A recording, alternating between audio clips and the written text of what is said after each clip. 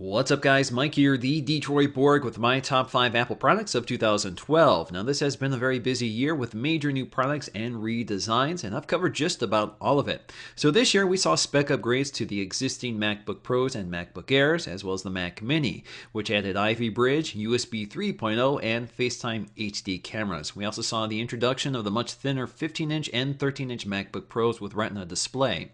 The iMacs were completely redesigned at the end of the year, and Apple introduced the thinner MagSafe 2 charging connector for the MacBook Air and the new MacBook Pros with Retina display. Apple also introduced the iPad with Retina display in the spring and upgraded it again in the fall with the Lightning connector, faster A6X CPU, and a 12-watt power adapter for quicker charging. Apple also launched the iPad Mini, iPhone 5, iPod Touch 5th generation, and the iPod Nano 7th generation, which did away with the clip-on form factor and added Bluetooth capabilities and a larger touchscreen and home button to better resemble the iOS experience. The Shuffle also saw a minor update to its coloring and finishes. This was also the year in which Apple transitioned to the smaller Lightning connector for all of its new mobile devices. This also means lots and lots of new Lightning connectors, accessories, and adapters.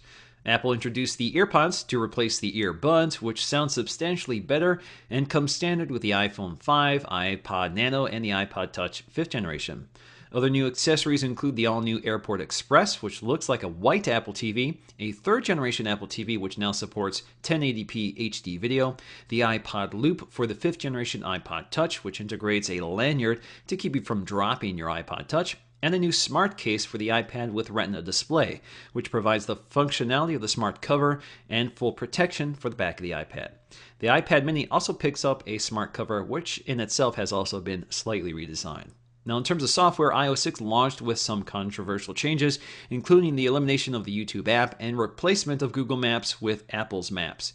Other enhancements include Passbook, camera with panorama mode, share photo streams, Facebook integration, and Siri on the iPad. OS 10.8 or Mount Line brought a lot more iOS to the Mac, including a notification center, AirPlay mirroring, Twitter and Facebook integration, Share Sheets, Game Sensor, Gatekeeper for stricter app security, voice dictation, iMessaging, and updates to Safari, which brought iCloud tabs and a unified search bar. We also got a complete redesign of iTunes with iTunes 11, which eliminates cover flow and the sidebar for a simpler single window interface, which now places more emphasis on your library or the iTunes stores. So without further ado, let's count down what I picked for my top 5. For number 5, I've chosen the new iMac. So the iMac has been completely redesigned with a much thinner 5mm edge with all new internal specs including Ivy Bridge processors and USB 3.0. They've also eliminated the optical drive, moved the SD card to the back, and laminated the LCD screen to the glass panel, which is now 75% less reflective. Now, the major new feature is optional, which is the Fusion drive, which combines the speed of flash storage and the cheap capacity of a hard disk drive. This means that you can get the read-write speeds of an SSD, but the capacity of a hard disk drive. And so far, I've been incredibly happy with this feature. For the most part, it feels like I'm using an SSD at all times without the storage compromise. So overall, the iMac looks and performs much better than before, but the feature changes are fairly incremental, and really this is pretty much a design update, and it does look pretty good. For number 4, I've chosen the 3rd and 4th generation iPad with Retina display.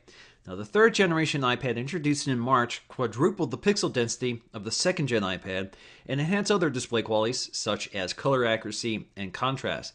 This makes the iPad with Retina display one of the best mobile displays on the market.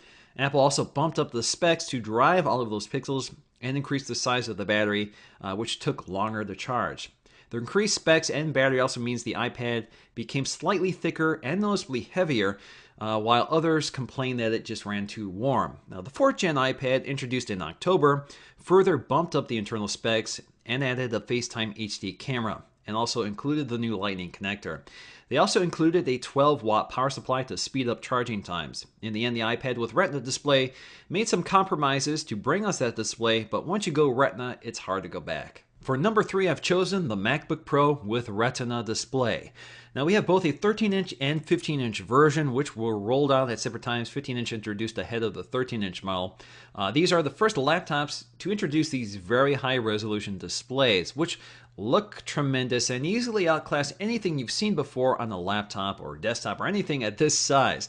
The color fidelity, off-axis viewing, deep contrasts make this one of the best displays you can find. Apple has also managed to make these much thinner than the existing MacBook Pros by eliminating the optical drive, making flash storage standard, and reducing the thickness of the display by laminating it to the glass. However, at a starting price of $16.99 for a 120 gig SSD and integrated graphics, the 13-inch version is fairly expensive relative to its specs. Now, the 15-inch model is more impressive with a dedicated GPU, a 256 gig SSD, and a Core i7 CPU, all starting off at $2,300. For number 2, I've chosen the iPhone 5. Now, this is the first all-new iPhone in over 2 years, and the first iPhone ever to increase the screen size.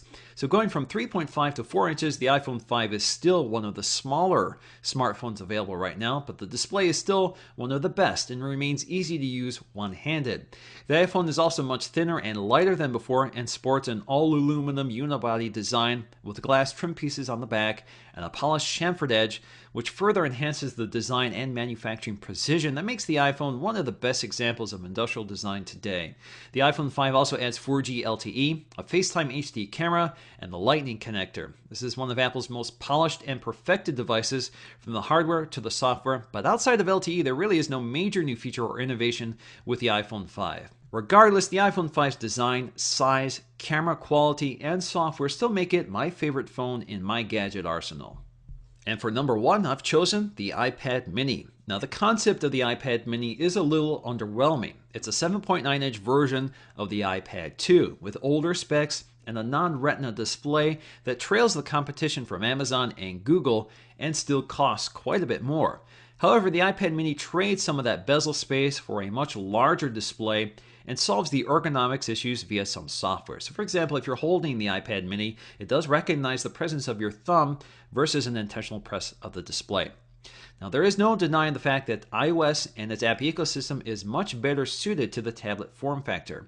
Combine this with a razor-thin and lightweight design, the iPad mini is easily my favorite tablet, even beating the iPad with Retina display. It's far more portable, comfortable to handle over extended periods of time, and the 4x3 screen design means the iPad mini is more comfortable to use in any orientation, landscape, or portrait. So in the end, this is a tablet I'm much more likely to carry around than any other.